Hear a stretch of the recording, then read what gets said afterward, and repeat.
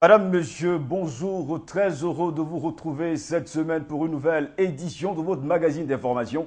Le monde en 60 minutes, comme son nom l'indique, c'est tout simplement un tour du monde en 60 minutes, c'est-à-dire en une heure. Nous allons déjà faire le tour des 5 continents. Cela veut dire l'Afrique, l'Amérique, l'Europe, l'Océanie et bien sûr d'autres choses encore. Et cours de la première partie qui est réservée au reportage, nous parlerons déjà du Mali où les élections se préparent depuis quelques temps. Et d'ailleurs, un des candidats a fait un petit tour du côté du Nord Mali. Nous allons également parler de l'Italie où il y a eu ce qu'on appelle un rappel à l'ordre, rappel les insultes contre une ministre noire. Nous parlons également des tirs d'obus vers la partie israélienne du Golan de la Syrie. Et bien sûr, d'autres sujets que vous aimeriez encore écouter, surtout voir de vos propres yeux et surtout entendre de vos propres oreilles. Dans la seconde partie, ensemble, nous allons feuilleter quelques colonnes des journaux pour savoir réellement et spécifiquement ce que nos amis et confrères de la presse écrite ont traité comme information au cours de cette semaine qui s'achève. Madame, monsieur, tout de suite et maintenant, la première partie, elle est réservée au reportage.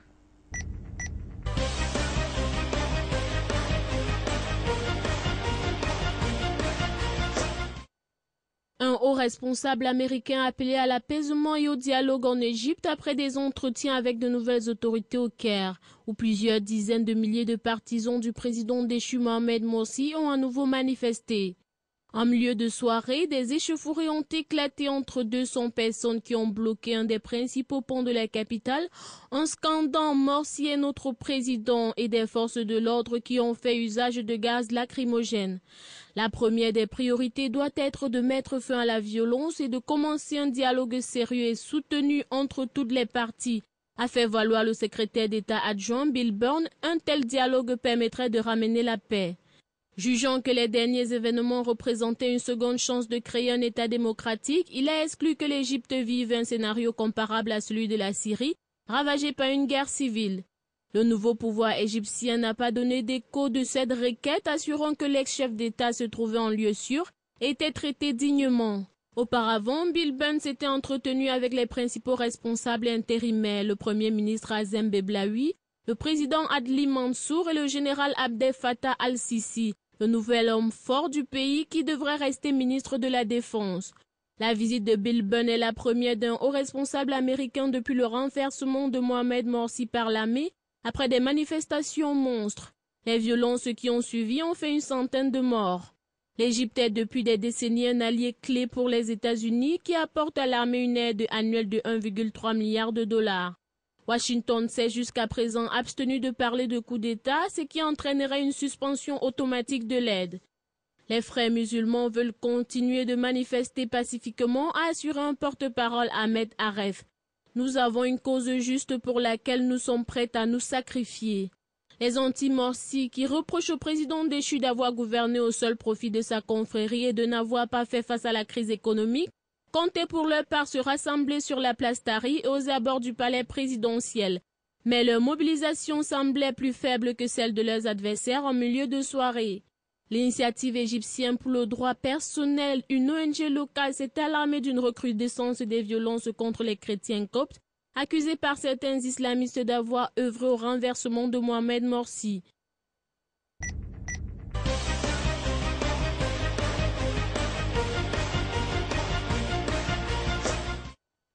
Les combats dans l'est de la République démocratique du Congo ont fait 130 morts en 24 en début de semaine, a affirmé le gouvernement de Kinshasa, les Nations unies se disant prêtes à employer la force armée pour stopper les avancées des rebelles. Selon la mission de l'ONU en RDC MONUSCO, les rebelles congolais du mouvement du 23 mars ont renforcé leur position autour de la ville de Goma à l'aide d'artillerie lourde et d'un blindé. En fin de matinée à Kinshasa, le porte-parole du gouvernement Lambert Mende avait assuré à la presse que l'armée avait infligé de très lourdes pertes aux rebelles. Selon lui, 120 rebelles du M23 et 10 soldats avaient été tués. Mais aucun bilan n'a pu être obtenu auprès du M23 ni de sources indépendantes. Ces nouveaux combats avaient commencé dimanche en début d'après-midi à une douzaine de kilomètres de Goma, dans les villages de Moutao et Kibati. Le M23 est constitué d'anciens militaires congolais qui se sont mutinés et ont trouvé, selon la RDC et les Nations Unies, un appui en hommes et en munitions auprès des gouvernements ougandais et rwandais. Mais ces deux pays voisins nient toute assistance au M23. Depuis dimanche, rebelles et gouvernements congolais se rejettent l'initiative des nouveaux combats. Lambert Mende a assuré que les rebelles congolais soutenus par les troupes régulières rwandaises avaient attaqué les positions des forces armées. De son côté, le M23 a affirmé qu'il condamnait avec la dernière énergie cette reprise de la guerre à l'initiative du gouvernement congolais. Enfin, le Rwanda a accusé lundi soir l'armée de RDC et la MONUSCO d'avoir délibérément bombardé 2 villages rwandais frontaliers. Les combats engagés dimanche près de Goma sont les plus violents depuis 9 mois. En novembre 2012, le M23 avait occupé Goma pendant une dizaine de jours après avoir rapidement défait l'armée pourtant soutenue par les casques bleus onusiens. Les rebelles s'étaient retirés de la ville sous la pression des pays de la région en échange de l'ouverture des négociations avec le gouvernement de Laurent Désiré Kabila. Mais ces discussions entamées en décembre à Kampala n'ont pas beaucoup avancé depuis, le gouvernement refusant qu'elles soient élargies au niveau politique et social. L'ONU, qui entretient 17 000 casques bleus en RDC, avait été pris à partie en fin 2012 pour son incapacité à protéger les populations du Nord Kivu. Les Nations Unies ont depuis imposé un accord cadre signé à Addis Abeba le 24 février. Tous les pays de la région se sont alors engagés à ne pas appuyer les mouvements rebelles agissant dans l'est de la RDC. Le Conseil de sécurité des Nations Unies avait adopté en mars une résolution créant une brigade d'intervention de 3 000 hommes chargée de neutraliser les groupes armés dans la région. Cette brigade, qui sera composée de soldats tanzaniens, sud-africains et malawis, se met lentement en place et devrait, selon des sources occidentales, n'être pleinement opérationnelle qu'en fin août.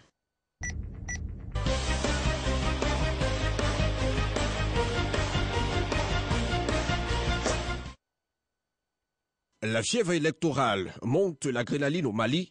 Les candidats au prestigieux poste de président de la République se déploient, chacun utilisant toutes les ruses pour se tailler une place de choix au terme du premier tour de la présidentielle prévu le 28 juin prochain. Ibrahim Boubacar Keïta, l'un des principaux candidats à cette élection historique du peuple malien, était à Kidal cette semaine pour tenter de séduire un électorat en proie malgré les conditions d'accès difficiles. C'était donc au cours d'un meeting fort révélateur que le candidat s'est distingué, non sans dérouler sa feuille de route. Attitude plutôt enchanteur, illustrant un homme politique prêt à tout mettre en œuvre pour atteindre ses fins.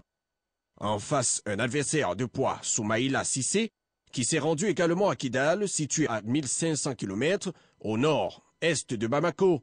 Et le président de l'Alliance pour le Mali promet de refonder l'État en cas de victoire.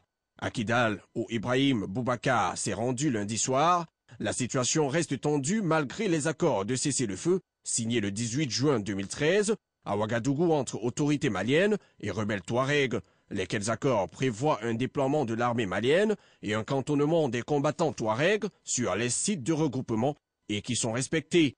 Seules les tensions actuelles et l'impréparation du scrutin dans la ville font craindre qu'il ne puisse avoir lieu comme prévu.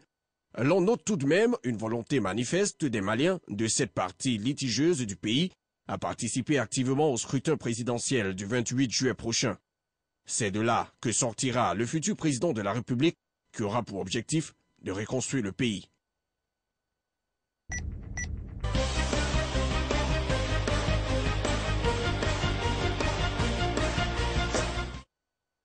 Fin de cavale pour Miguel Ángel Trevino, chef de l'un des groupes criminels les plus violents du Mexique. Il est considéré comme l'un des criminels les plus dangereux et les plus recherchés du Mexique.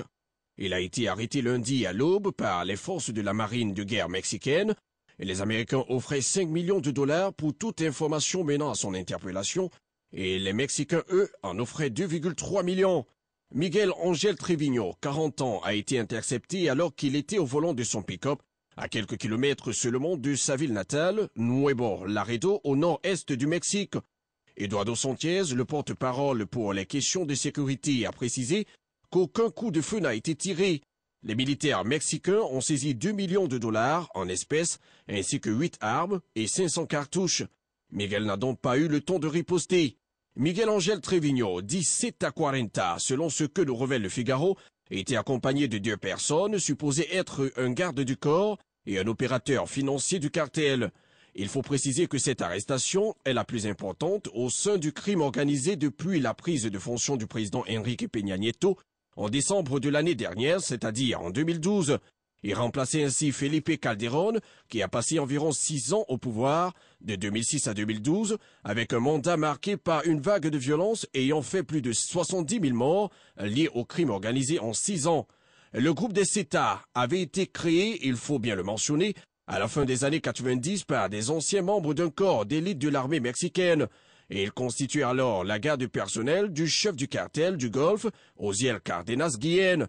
Vers 2010, les États rompirent avec leurs anciens chefs, provoquant une lutte sanglante dans le nord-est du Mexique, un conflit accentué par la rivalité avec les autres cartels, tels que Sinaloa, pour le contrôle des routes de la drogue vers les États-Unis. Miguel Treviño était devenu le chef des États après la mort en octobre 2012 dans une action de la marine militaire de Heriberto Lascano, alias El Lasca qui signifie le bourreau en français, dont le corps avait été enlevé par un groupe armé et dont on n'a jusqu'à présent pas retrouvé la trace. La capture de Treviño est bien un coup dur pour les États, mais c'est aussi une grosse victoire pour le président Enrique Peña Nieto, qui avait promis de réduire considérablement la violence et l'insécurité qui minent le pays. C'est pour ainsi le dire, un véritable ouf de soulagement pour le peuple mexicain, qui depuis belle lurette est confronté à ce problème d'insécurité, impulsé par tous ces narcotrafiquants qui résident sur le sol mexicain. Mais tout n'est pas encore gagné pour la classe politique au pouvoir, car de nombreux groupes criminels sont encore en train de se maintenir dans l'invisibilité. Nous souhaitons au Mexique de trouver très vite la sérénité, loin de ceux-là qui n'ont pas de projet constructif pour le pays.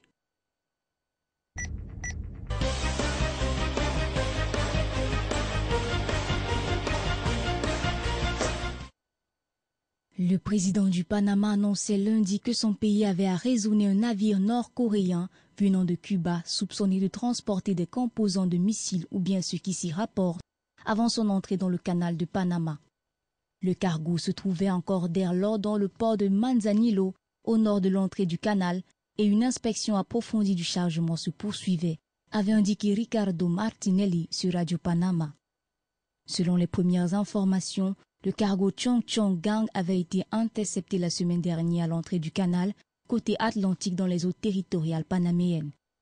Martinelli avait ajouté que le capitaine du navire avait tenté de se suicider et que l'équipage, composé d'environ 35 hommes, s'était révolté quand la police est intervenue et avait tenté de saboter la fouille du bateau qui transportait plus de 220 000 quintaux de sucre et des conteneurs que les autorités panaméennes soupçonnaient de contenir des équipements perfectionnés de missiles, chose non autorisée.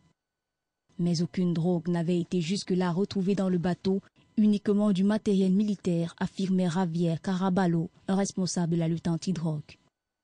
Cuba est le seul pays communiste d'Amérique et un des rares alliés de la Corée du Nord avec la Chine.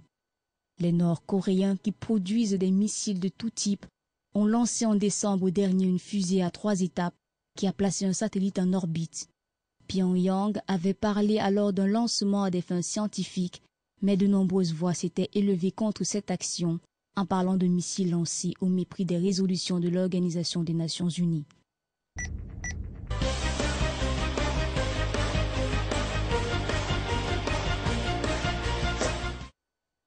Prévu lundi 15 juillet au soir, l'exécution de Warren Hill, un handicapé mental condamné à mort pour le meurtre d'un prisonnier en 1990, a été suspendue par la justice de l'État de Géorgie aux États-Unis et reprogrammée jeudi soir afin qu'un tribunal puisse examiner un ultime retour. C'est la 3e fois que son exécution est reportée. Nous sommes soulagés que le tribunal ait suspendu l'exécution de Warren Hill, un homme avec un retard mental et qui a un coefficient intellectuel non contesté de 70, a déclaré son avocat Brian Kammer. La justice a examiné jeudi un recours formulé par l'avocat contre une loi récente de l'État de Géorgie qui permet aux autorités de garder secrète l'origine du produit qui sera injecté, le pentobarbital. Avec l'arrêt de sa production aux États-Unis, la Géorgie a des difficultés à s'en procurer et les avocats craignent que l'État n'importe des produits périmés qui risqueraient de faire inutilement souffrir Warren Hill. Mais la polémique autour de l'exécution de Warren Hill se concentre sur le fait qu'il a été déclaré attardé mental, le terme juridique employé par tous les médecins qui l'ont officiellement examiné. Or, le système judiciaire de Géorgie n'a pas permis à son avocat de faire valoir les récents témoignages de médecins reconnaissant son retard mental. Seule la Cour suprême peut renvoyer l'affaire devant la justice pour qu'elle examine les témoignages de 3 médecins qui ont récemment changé leur diagnostic pour affirmer que le prisonnier était bien attardé mental, contrairement à ce qu'il avait estimé à l'époque de sa condamnation. En août 2012, l'exécution de Marvin Williams, diagnostiqué attardé mental léger, avait déclenché la polémique sur cette question. Depuis 2002, la Cour suprême des États-Unis bannit en effet l'exécution des attardés mentaux, qui serait une violation du 8e amendement de la Constitution américaine, interdisant les actes cruels ou inhabituels. Mais la définition du retard mental est floue et chaque État fixe ses critères. En Géorgie, en l'occurrence, les troubles mentaux doivent être prouvés au-delà d'un doute raisonnable pour qu'un condamné ne soit pas exécuté.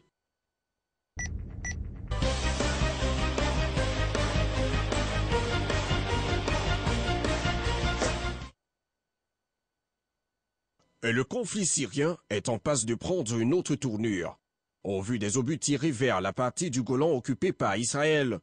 Un porte-parole militaire israélien affirme que ces tirs, résultant des combats entre l'armée syrienne et rebelles, n'ont causé aucun dégât ni fait des victimes, l'intention n'étant pas de viser particulièrement Israël, mais un acte tout de même qualifié de grave violation de l'accord de cessez-le-feu signé en 1974 entre Israël et la Syrie, selon Ramprosor, ambassadeur de l'Israël à l'ONU. Ce dernier appelle la communauté internationale à condamner ces tirs syriens qui peuvent susciter de la riposte israélienne. On rappelle qu'Israël, officiellement en guerre avec la Syrie, occupe depuis la guerre des 6 jours en 1967 quelques 1200 km du plateau stratégique de Golan, qu'il a par la suite annexé. Une décision jamais reconnue par la communauté internationale. Depuis lors, Golan est en mouvement avec la chute d'obus en provenance de Syrie. Israël avait d'ailleurs occasionnellement riposté en visant la source de tir. On s'en souvient que les tensions se sont accrues lorsqu'Israël a mené début mai dernier les raids aériens visant des dépôts d'armes près de Damas, déclarant la colère des Syriens qui ont promis répondre immédiatement à toute nouvelle frappe israélienne. Des coups de feu tirés en direction des militaires israéliens qui ont par la suite riposté, puis entamé une opération de ratissage, pourraient constituer d'éléments déclencheurs d'un conflit inquiétant. La question que l'on peut se poser est celle de savoir à qui profiteraient les frappes israéliennes en direction de la Syrie. On comprend aisément une volonté de faire passer Israël pour trouble fait. Allons-nous en arriver là? La suite des événements nous en dira plus.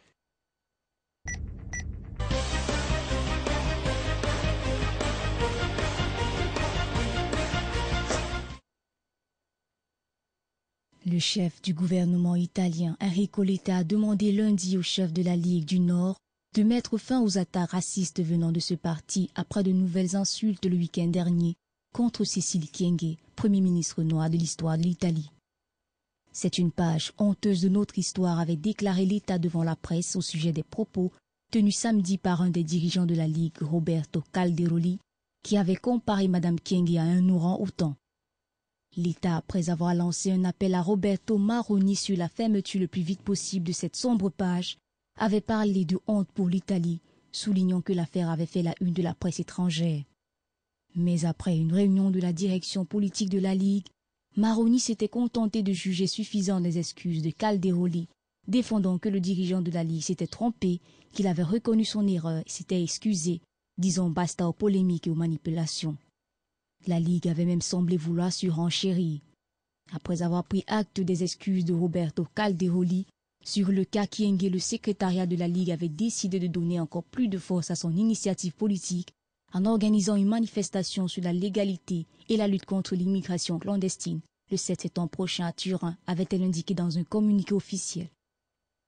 Toute la journée, la polémique s'était poursuivie avec de nombreux appels à la démission de M. Calderoli, qui est le président du Sénat. L'homme avait minimisé l'affaire, telle une plaisanterie, comparant tous les ministres à des animaux, notamment l'Opta à un héron. L'Organisation de défense des droits Articolo 21 avait annoncé avoir recueilli en un jour 90 000 signatures sur le site www.change.org demandant la démission immédiate de Calderoli. Les insultes ont été l'objet. La ministre Kyenge configure le délit d'incitation au racisme et le parquet devait ouvrir des poursuites pour ce motif, soutenait le juriste Gianluigi Pellegrino. Mais une entreprise, selon la ministre Cécile Kyenge, d'origine zaïroise, qui la baisserait au même niveau que le vice-président du Sénat.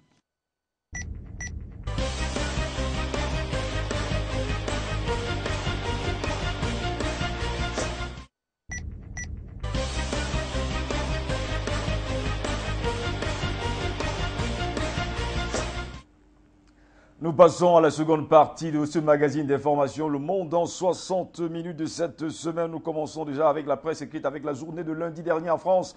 Libération revenait sur le drame de Bretigny et parlait des failles du rail. Selon le journal, une pièce métal semblait responsable du déraillement de vendredi dernier. Mais la vétusté des équipements et le manque d'investissement dans le réseau posent question, relevait déjà Libération. Dans ses pages 18 et 19, Libé soulignait qu'Hollande voit poindre la reprise. Attendu sur le front économique, le président français s'est attaché à lutter contre le pessimisme des Français, arguant que la croissance est là. Sujet que l'on retrouvait lundi en page 2 du quotidien français de l'économie Les Échos, qui nous disait que François Hollande veut croire que la reprise économique est là. Le journal indiquait que le chef de l'État français, dans une interview donnée depuis l'Élysée à l'occasion du 14 juillet, a tenté d'envoyer un message de confiance à l'opinion, assurant vouloir battre en brèche le pessimisme et la crainte du déclin français, jouant les équilibristes. François Hollande, selon le journal, a affirmé comprendre les inquiétudes et avancé que la reprise économique est là. S'il a promis moins de dépenses en 2014, il n'a pas exclu de nouvelles hausses d'impôts, soulignaient déjà nos confrères, qui notaient par ailleurs que le président français a fermé la porte à toute exploitation de gaz de schiste en France. À la une du quotidien français de l'économie, Les Échos, bien sûr, nous affirmait que le rail français va devoir relever le défi de la sécurité. L'accident survenu vendredi à Bétigny-sur-Orge, qui a fait 6 morts et a été vécu comme un choc dans toute la France, a mis la nécessaire restauration du réseau ferroviaire et de son matériel roulant sous les feux des projecteurs. Drame de Bretigny, les trains sont-ils sûrs, s'interrogeait le journal catholique La Croix lundi, et qui notait que le déraillement du train Paris-Limoges a fait 6 morts. Le confrère relevait que cette catastrophe soulève la question de la sécurité sur certaines lignes. L'Humanité parlait de l'erreur d'aiguillage. Le journal fondé par Jean Jaurès soulignait que 3 jours après la catastrophe ferroviaire, la piste de la défaillance matérielle se précise. Selon le confrère, le déraillement met en lumière la vétusté du réseau et interroge la politique de libéralisation du rail. En page 7 du même journal, Le Figaro nous parlait de la SNCF. SNCF confirme qu'une éclisse est à l'origine de la catastrophe de Bretigny. Le journal relevait que les travaux titanesques se poursuivaient depuis vendredi dernier dans la gare de Bretigny.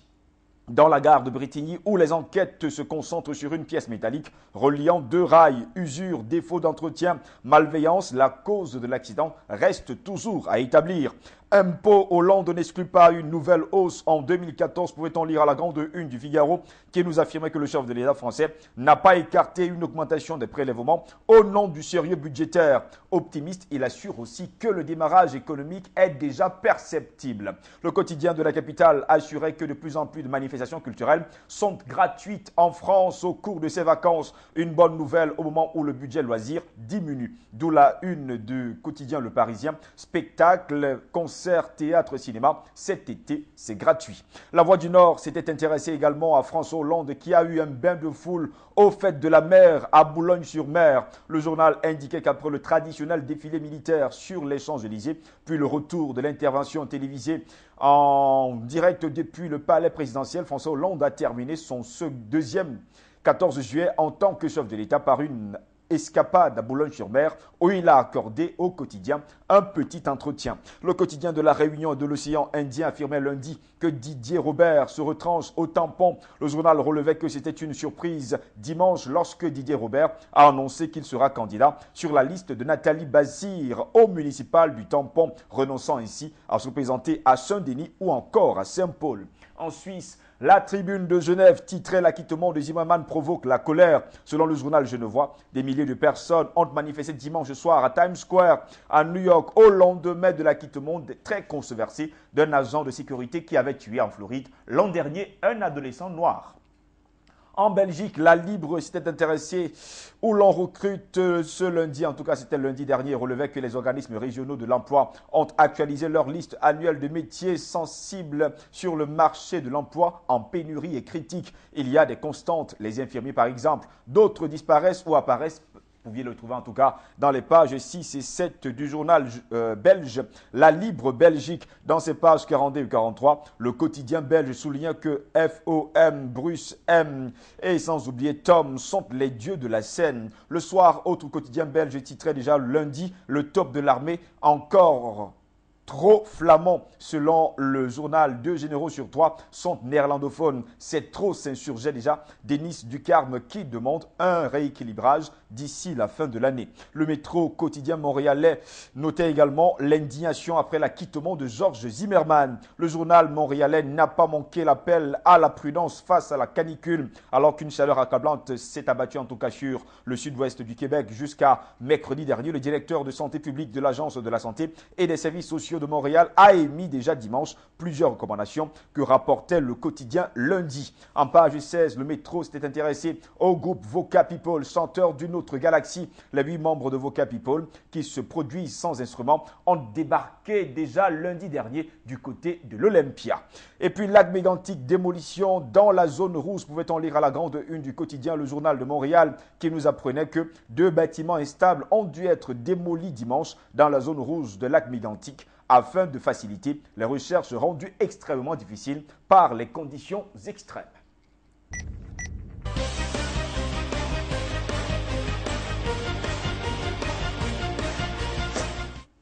Mardi déjà en France, Le Monde titrait « Reprise de la croissance, le pari à haut risque de François Hollande ». Selon le journal, le président français s'est montré optimiste sur l'état de l'économie, mais n'a pas exclu des hausses d'impôts en 2014. Pour Le Figaro, les experts ne partagent pas l'optimisme de Hollande, tout attaché à combattre le pessimisme en France. Le quotidien notait que François Hollande a surpris dimanche lors de son interview télévisée du 14 juillet en déclarant que la reprise est là 2 jours après la perte du triple A et alors que le PIB français pourrait reculer de 0,3% cette année. Les experts ne constatent, eux, aucune amélioration de la situation pour les entreprises. Dépôt de bilan en hausse depuis 1 an, baisse des embauches, carnet de commandes très faible, manque de visibilité. En page 16, Le Figaro nous apprenait que l'auteur de Harry Potter publie sous pseudonyme et fait un flop. La célèbre romancière a utilisé un faux nom, Robert Galbraith, pour signer un polar. Salué par la critique, le livre, faute de notoriété de l'auteur, ne s'est toutefois écoulé qu'à 1500 exemplaires depuis avril dans toute l'Angleterre, jusqu'à ce que le secret soit finalement éventré et que les ventes explosent. En page 20, Le Figaro s'était intéressé mardi à la recherche sur l'embryon et la mise en garde du philosophe Fabrice Adjadj, sujet que rapportait La Croix à sa grande une mardi. Recherche sur l'embryon, ce qui pourrait changer, c'était le titre choisi par le quotidien catholique pour indiquer que les députés doivent se prononcer déjà le même mardi sur une proposition de loi visant à autoriser sous condition la recherche sur l'embryon. Solidarité, l'anticrise, pouvait-on lire à la grande une de Libération qui écrivait « Chantier participatif ». Troc, marché, d'échanges, achats groupés, de plus en plus de systèmes contournent les principes capitalistes et remplacent la croissance à tout prix par le bien-être.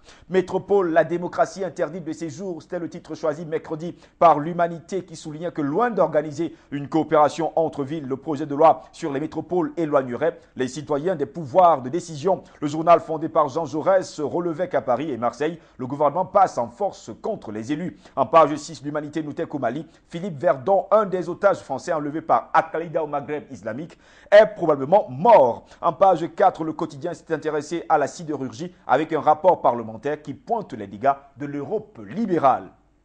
Le quotidien français de l'économie, Les Échos parlaient des fermetures d'usines, la loi qui inquiète l'industrie. Selon Les Échos, les commissions des affaires sociales et économiques de l'Assemblée nationale examinaient déjà à partir de ce même mardi une proposition de loi du groupe socialiste visant à dissuader la fermeture d'une usine rentable et à inciter à la recherche d'un repreneur. Les parlementaires de la majorité entendaient ainsi respecter une promesse de campagne de François Hollande faite lors d'un déplacement sur le site d'ArcelorMittal à Florange. Le journal relevait qu'ils ont renoncé à rendre obligatoire la cession d'un site rentable menacé de fermeture par crainte d'une censure du Conseil constitutionnel. Ils ont préféré une approche dissuasive en permettant aux salariés de saisir le tribunal de commerce et en renchérissant le coût des licenciements. Ces mesures ainsi que le dispositif anti-OPA hostile inclus dans le texte inquiètent les milieux industriels. Sujet que vous pourriez trouver en pages 2 et 3 et surtout dans l'éditorial de Jean-Marc Vittori, page 9.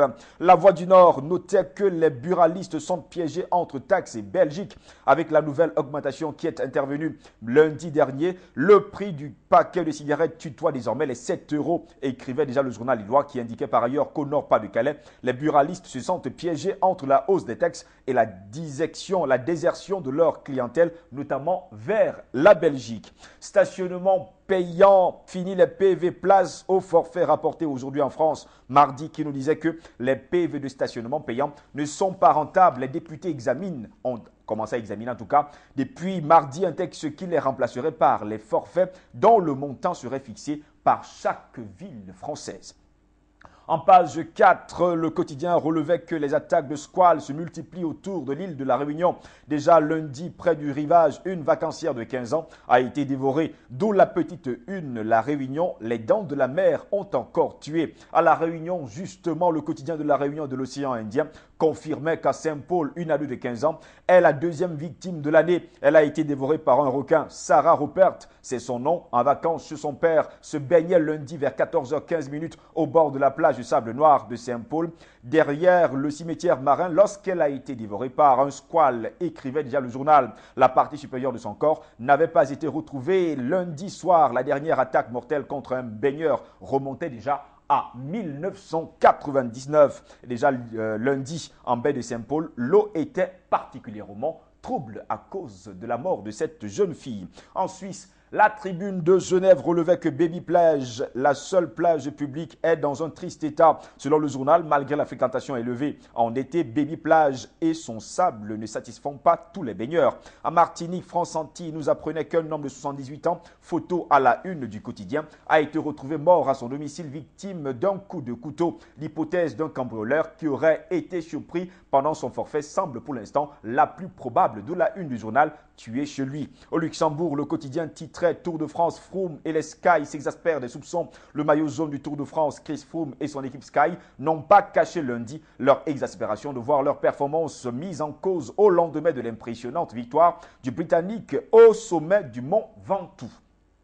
En Belgique, la Libre Belgique nous assurait que, promis, le RER wallon s'élancera en 2021. Un accord politique existe pour anticiper de 4 ans la mise en œuvre de la liaison Bruxelles-Autignies. Le journal indiquait que le gouvernement fédéral doit finaliser en tout cas vendredi dernier, le méga plan d'investissement dans le réseau ferroviaire. Il y a un accord politique sur une accélération de l'achèvement du RER de la Wallonie vers Bruxelles. Un nouveau profil pour les fonctionnaires, pouvait-on lire à la grande une du quotidien belge Le Soir. Le quotidien belge écrivait d'ailleurs évaluation, prime, licenciement. Le Soir nous apprenait que les mutations sont en cours à la fonction publique. Les syndicats sont assez critiques depuis quelques jours. Le journal belge s'interrogeait sur le cas de la France où le chef de l'État parle de reprise. Reprise, peut-on croire Hollande? À Montréal, le métro nous apprenait que le Québec perd des plumes dans le cabinet Harper dans un jeu de chaises musical annoncé déjà lundi sur Twitter. Steven Blanet a été le seul Québécois à obtenir une promotion dans le cabinet de Stephen Harper en devenant le nouveau ministre de la Sécurité publique et de Protection civile. Toujours au Canada, le journal de Montréal indiquait mardi, il sera assez facile pour les enquêteurs de savoir si le conducteur du train qui a dévasté le lac Mégantic avait bel et bien appliqué les freins à main sur les wagons remplis de pétrole brut. D'où la une du journal, lac Mégantic, des indices qui ne mentent pas.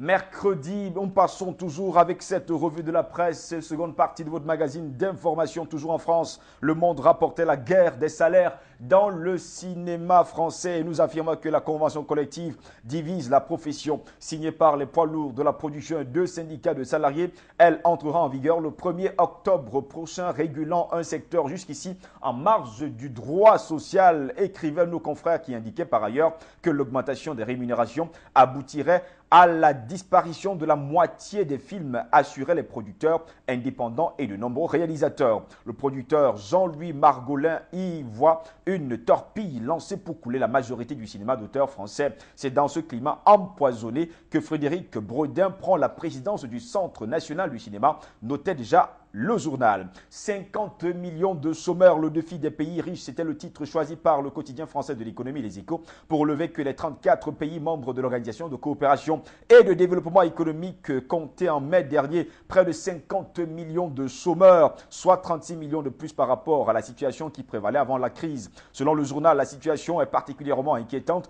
pour la zone euro, à l'exception de l'Allemagne et de l'Estonie. Le chômage est appelé à poursuivre sa progression pour culminer à 12,3% de la population active fin 2014. Le constat est d'autant plus alarmant qu'il s'accompagne d'une situation désastreuse pour les jeunes. Pour la France, l'OCDE ne croit pas que la courbe du chômage s'inversera en fin d'année comme le promet François Hollande. Le taux de chômage français devrait progresser jusqu'à 11,2% fin 2014. Angel Gurria, le secrétaire général de l'OCDE, a appelé les pays riches à redoubler d'efforts pour enrayer ce fléau. Politique de soutien de la demande, de réformes structurelles destinées à renforcer la croissance sont préconisées. Il insiste aussi sur la nécessité de renforcer les politiques d'aide à la recherche, d'emploi et à la formation.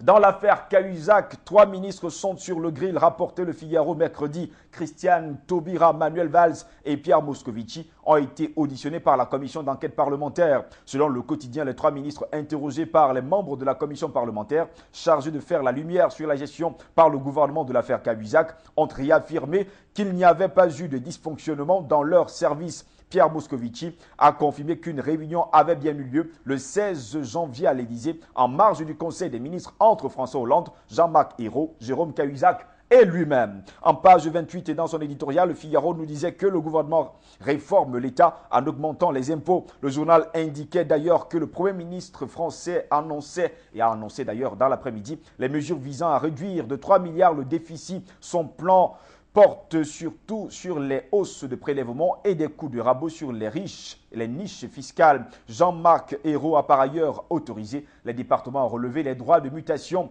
sur l'immobilier pour 2 ans. En page 16 et 17 de Libération, le journal parlant de fraude note que Bercy veut garder son verrou fiscal. Seul le ministère des Finances peut aujourd'hui transmettre à la justice les dossiers des fraudeurs fiscaux, un privilège que le Parlement voudrait abolir, nous apprenait le quotidien. Le ministre du Budget Bernard Cazeneuve expliquait d'ailleurs à Libération pourquoi il n'entend pas céder. Égypte. Derrière le coup d'État, peut-on lire à la grande une de Libé, de ce mercredi en tout cas, qui nous apprenait que les partisans du président islamiste Mohamed Morsi renversé dénoncent un complot et évoquent une manipulation de la révolte populaire par les militaires. Les mêmes causes faisant les mêmes effets en Syrie, c'est la guerre dans la guerre, rapportait la Croix mercredi. Le journal catholique indiquait que l'opposition au régime de Bachar al-Assad est entrée dans une lutte fratricide entre l'armée syrienne libre et des groupes djihadistes. L'Humanité, le journal fondé par Jean Jaurès, relevait que de moins en moins d'enfants ne bénéficient de colonies de vacances et 3 millions d'entre eux ne partent jamais en vacances. Le quotidien soulignait que le gouvernement français doit engager une politique ambitieuse en la matière, d'où la une du journal SOS Colo. Un autre SOS, cette fois la grande une de la Voix du Nord, dans sa parution de mercredi qui, parlant d'environnement, notait que les phoques n'ont pas que des amis sur la côte. Le journal lillois nous disait qu'on ressent 600 phoques gris et de veaux marins de la baie de Somme à Dunkerque. C'est sympa pour les touristes, mais beaucoup trop gênant pour les professionnels de la mer. Il faut également sauver le canal du Midi. Cette fois, c'est en page 6 de Aujourd'hui en France qui indiquait qu'une souscription est lancée pour trouver 60 millions d'euros afin de replanter les platanes qui bordent en tout cas la voie d'eau et qui ont été décimés par une maladie. Aujourd'hui en France, à sa grande une, revenait sur l'odieux chantage au crédit d'impôt. La mesure mise en place pour aider les entreprises en difficulté est utilisée par de grands groupes pour soutirer des remises à leurs sous-traitants, écrivait d'ailleurs nos confrères mercredi. Le quotidien phocéen La Marseillaise, dans sa livraison du jour, titrait Métropole, bataille à l'Assemblée. Les débats ont débuté mardi au Palais Bourbon. Il pourrait acter la création de la métropole ex-Marseille-Provence. La gauche est divisée sur la question, y compris localement, soulignait déjà le journal mercredi. Une grande interrogation à la grande une du quotidien de La Réunion et de l'océan Indien après le drame de la plage de Saint-Paul. Quelle sécurité pour la baignade? C'était la belle interrogation de nos confrères réunionnais. En Guadeloupe, France Antilles nous disait tout simplement qu'il existe 7 messagères retirées du monde. Ces femmes affirment être les messagères de bonnes nouvelles. Depuis 8 ans, elles vivent en communauté et en autarcie avec 2 enfants sur les hauteurs de Marc-Gaillard au Gosier. Écrivait le journal guadeloupéen, le chef du groupe Une Quinquagénaire affirme avoir eu une révélation,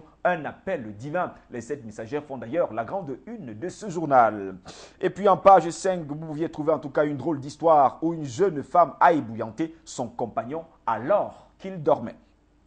Au Luxembourg, le quotidien est revenu sur la 16e étape du Tour de France avec la victoire du Portugais Rui Costa. Selon le journal luxembourgeois, Costa a précédé d'une quarantaine de secondes ses premiers poursuivants. Un quatuor réglé par les Français Christophe Riblon devant un autre Français Arnold Jansson. En Suisse, la Tribune de Genève nous apprenait que de centaines de jeunes rouleraient sans permis de conduire. De nombreux élèves conducteurs oublieraient de renouveler leur permis provisoire. Les risques sont très importants, relevait le quotidien genevois. La Libre Belgique s'interrogeait la santé aux régions, une opération risquée. Alors que les francophones avaient dit jusque-là qu'on ne toucherait pas à la Sécu, des pans entiers de l'assurance maladie seront défédéralisés à partir du 1er juillet 2014, indiquait le quotidien mercredi, qui relevait que les présidents de partis ont dessiné les plans de la nouvelle architecture, mais sur le terrain, les craintes sont nombreuses. Pour le quotidien belge, le soir, ce sera moins d'argent pour l'école officielle. Le budget 2014 de la communauté ne sera pas indolore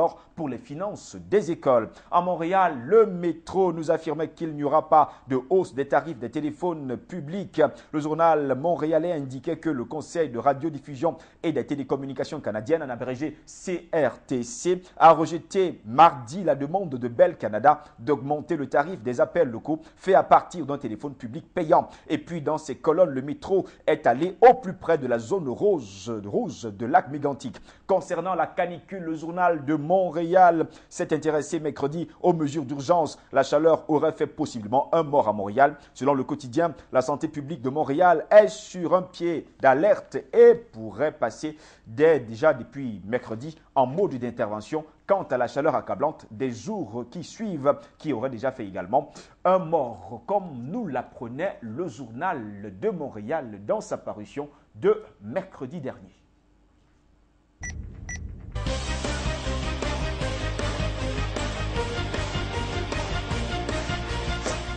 Nous passons à la journée de jeudi. On commence toujours par la France avec le Figaro. Impôts, taxes, cotisations, ce qui vous attend 2014. C'était le titre choisi jeudi par le Figaro pour indiquer que le chef de l'État français l'avait laissé entendre lors de son interview télévisée du 14 juillet.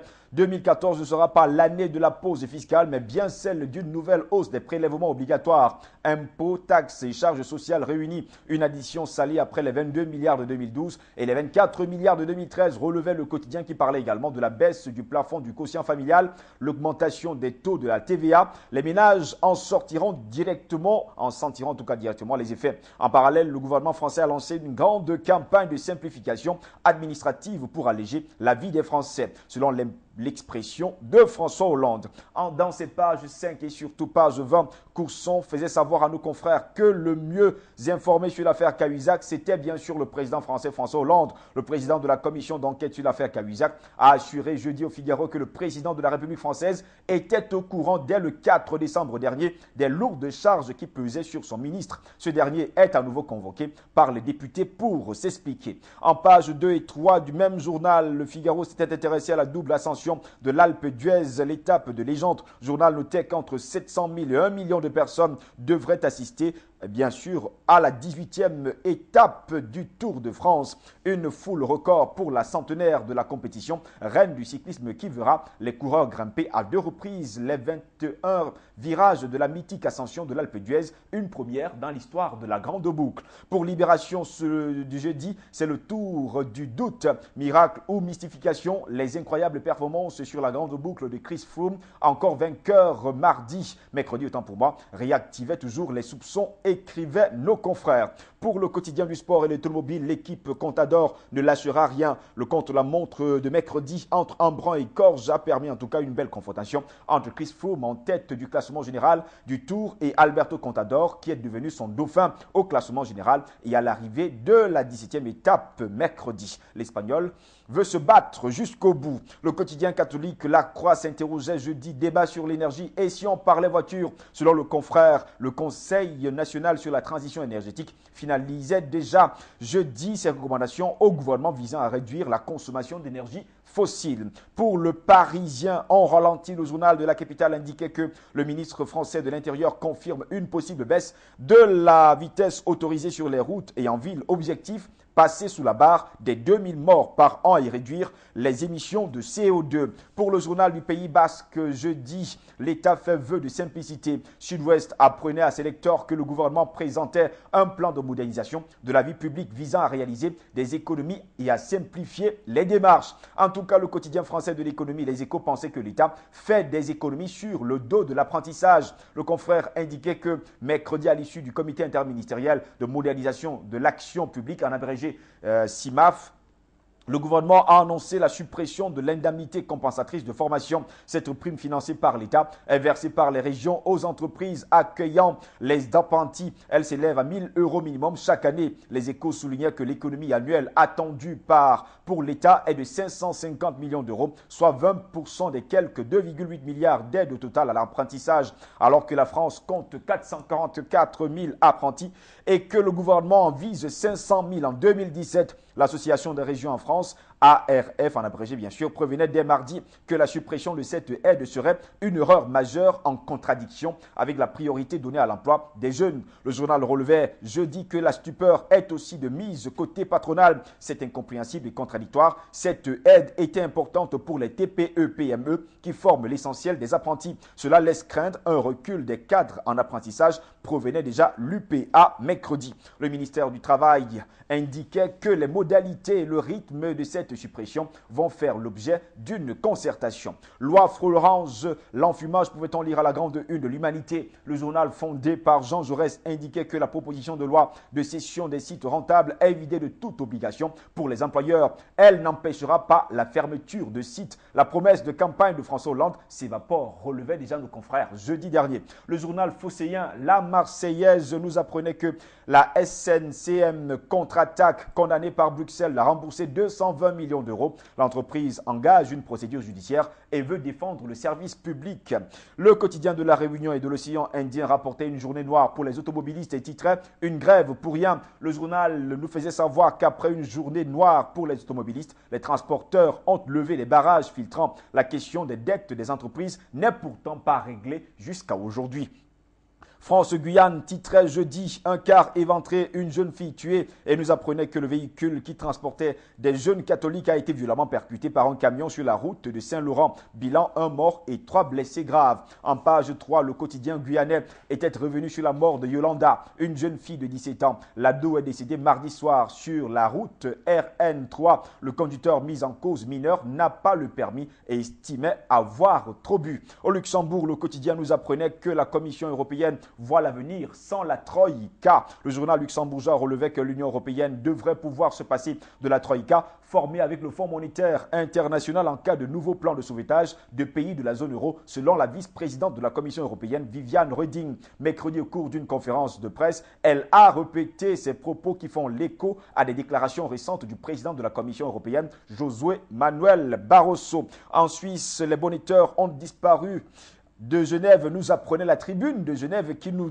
disait que le constat est unanime, mais les raisons de la disparition de ce fléau divergent un peu. Le quotidien soulignait que l'an dernier, la tension était à son comble. Des citoyens en étaient même venus aux mains avec les joueurs de Bonneto. Un an plus tard, les bonnetteurs ont déserté les pavés genevois. En Belgique, la Libre nous donnait en tout cas le parcours d'un fraudeur vers la pacification avec le fisc belge. Eh bien, c'est la Doblis qui a fait un carton, écrivait le quotidien. Des millions d'euros sont rentrés au pays et le flux n'est pas prêt de tarir, notait le confrère qui s'interrogeait. Mais quel est donc ce Belge qui avoue ses fautes et surtout ses fautes au fisc? C'est-à-dire en tout cas dans les colonnes du journal, il y a certaines personnes qui sont, il faut le dire, bien dans leur peau quand il parle du fisc. Le soir, autre quotidien belge nous apprenait que le gouvernement wallon est en lambeaux. Le journal notait que le conclave budgétaire a fait éclater au grand jour les divergences qui minent l'olivier depuis de longs mois. Le journal de Montréal titrait déjà prime record pour Appelbaum. L'ex-maire de Montréal, Michel Appelbaum, vient de toucher des primes de départ record de près de 260 000 $ payés par les contribuables, même s'il a été accusé au criminel. Cette somme, selon nos confrères, est la plus élevée jamais octroyée à un maire démissionnaire dans l'histoire du Québec. Le journal relève que même Gilles Vaillancourt, qui a régné pendant près d'un quart de siècle à Laval, a reçu 21 000 $ de moins. Sujet qui faisait d'ailleurs la une du quotidien montréalais Le Métro qui titrait 268 000 $ d'indemnité de départ pour Appelbaum. Le journal notait que l'ancien maire de Montréal a reçu 267 924 $ en indemnité de départ, ce qu'a confirmé la ville de Montréal le mercredi dernier.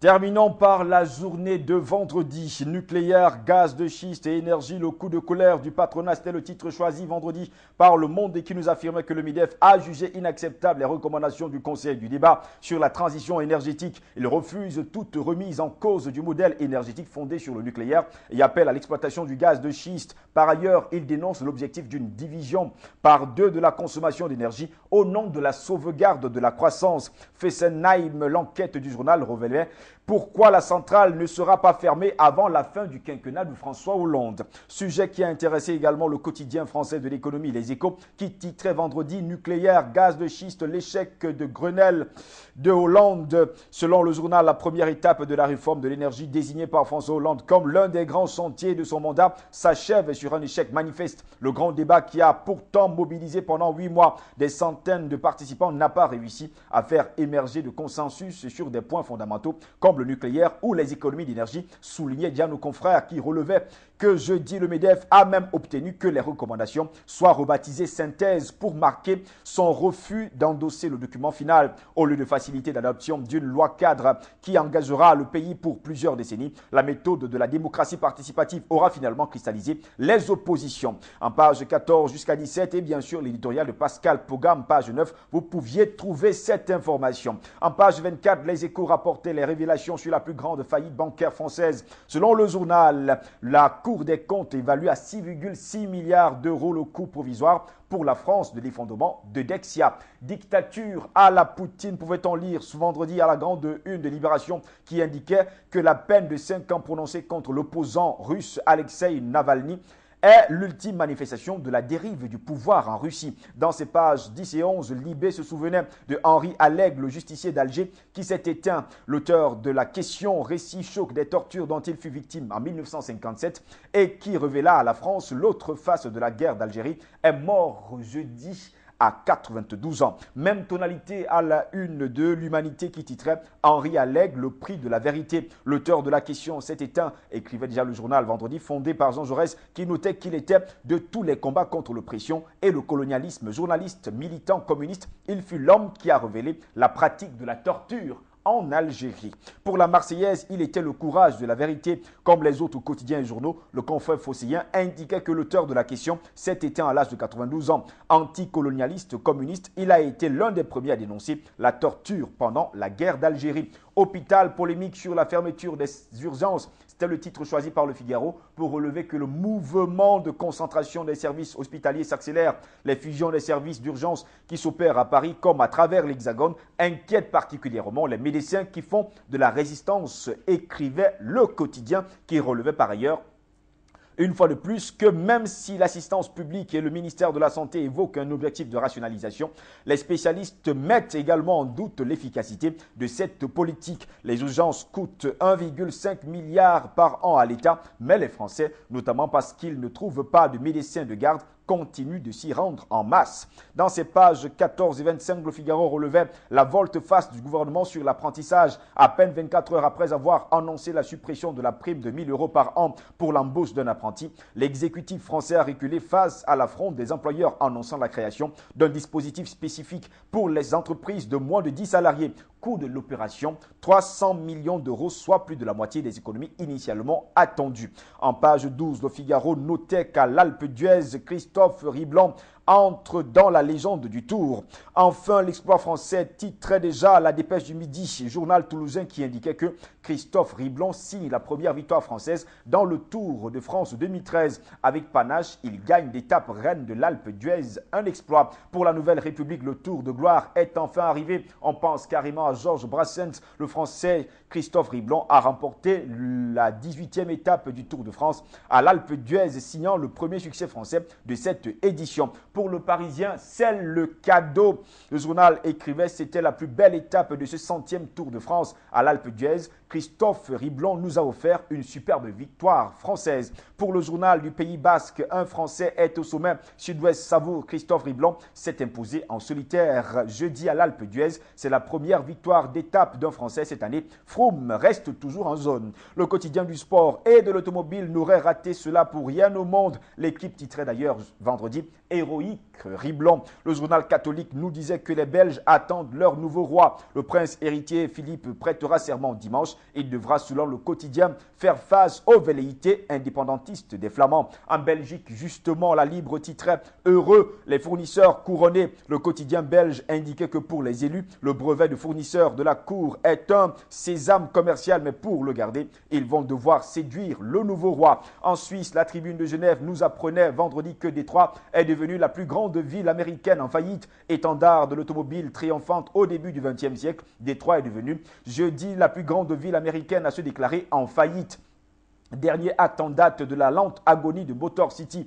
Acculé, la municipalité avait prévenu le mois dernier qu'elle serait obligée de faire défaut sur une partie des 18,5 milliards de dollars que représente sa dette. En sautant le pas, Détroit est devenue donc la plus grande ville américaine à se mettre en faillite. Le quotidien journal luxembourgeois parlait d'une dissolution à effet différé, contraire à la Constitution. Selon le confrère, le Conseil d'État a conclu jeudi qu'un arrêté grand-ducal dissolvant avec effet différé la Chambre des députés ne serait pas compatible avec la Constitution, ce qui mène à croire qu'une dissolution immédiate est nécessaire pour mener à bien les élections anticipées en octobre prochain. Le quotidien de la Réunion et de l'océan Indien rapportait des témoignages. Comment je me suis libéré de l'alcool, c'était d'ailleurs le titre de la grande une de ce quotidien. L'alcoolisme fléau national, on parle bien sûr de la Réunion et locale. Comment s'en affranchir? Témoignage de Jean-Luc Emery. Vous pouviez le trouver dans les colonnes du quotidien de la Réunion et de l'océan Indien. En Guadeloupe, France Antilles nous affirmait à sa grande une qu'ils se sont dit oui.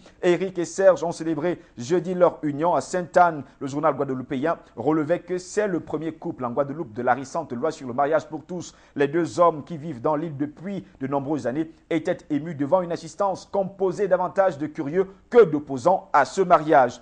Projet Montréal appelait déjà les partis à révéler la liste de leurs donateurs. Pouvait-on lire à la grande une de Métro Montréal de vendredi. Selon le journal, Projet Montréal veut que la coalition pour Montréal et l'équipe Denis Coderre pour Montréal suivent son exemple en rendant public leurs donateurs avant les élections municipales. Le Métro, autre quotidien montréalais, à sa grande une, a eu une entrevue avec Don Mancini, le créateur de Chucky, qui fête ses 25 ans. Quand on parle de Chucky, on parle bien sûr de la poupée sanglante, fête ses 25 ans à Fantasia avec un nouveau film, Poupée de crise, Poupée de sang. Le journal de Montréal rapportait une faute dans le diplôme. Selon le quotidien, le ministère de l'Éducation a distribué 130 000 diplômes d'études secondaires mal accordés après avoir étudié sans répit pendant 5 ans pour réussir leur secondaire.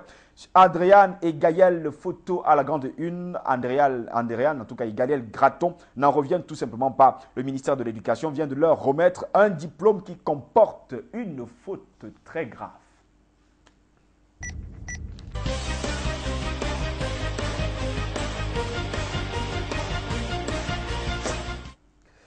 Voilà, madame, c'était une vraie course contre la montre. Vous le savez très bien, nous faisons toujours le tour du monde en 60 minutes, en 1 heure. Nous faisons le tour du monde pour vous faire comprendre et surtout faire entendre toutes les informations qui ont eu vraiment l'actualité tout au long de cette semaine qui s'achève. Au plaisir de vous retrouver la semaine prochaine pour une nouvelle édition. Restez sur Afrique Média. L'information est en continu sur notre chaîne. Il est bon de se quitter pour mieux se retrouver. Passez un très bon week-end et restez sur notre chaîne. Bon week-end à toutes. Au revoir.